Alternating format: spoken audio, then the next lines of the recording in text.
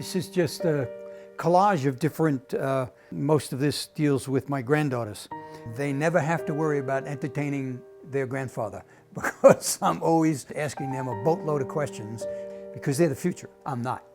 My name is Peter Stewart, a resident of Scottsdale since 1998.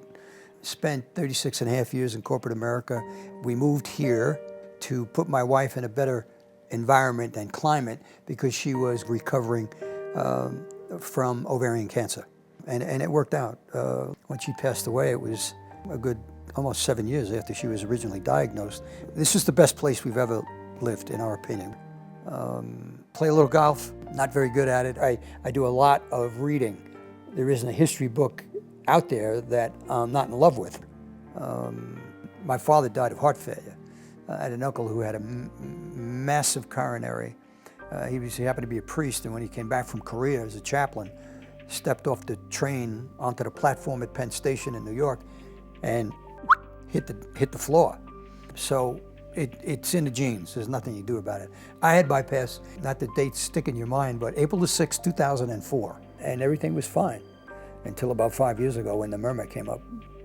In August, I believe it was, that David said to me, you're at 0.4, and that qualifies you for removal of that valve. And he, at that point, brought the TAVR procedure up. I did a lot of research relative to the pros and cons of having my chest opened to remove and put a new valve in, or doing the TAVR procedure.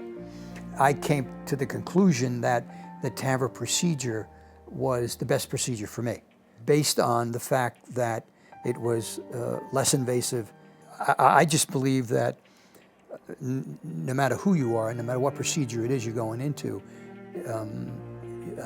you're nervous about it because it's scary. I mean, it really is. I don't care what anybody says. When I was in the pre-op, nurse walks in and says, "How you feeling?" I said, "I'm scared shitless." So we went ahead and we had the procedure done. I was very pleased to have my son tell me that after the procedure, he met with David and Dr. Riley, and they both said to him they were very happy with how the valve fit, and they were very delighted with the way it slid in. But so that was good news. All right? Because for me, that's what it was all about. Because if there's something wrong with, getting the valve to where it needs to be, then that changes the whole complexion of everything. And I knew that based on the research that I had done. It's been 12 weeks now.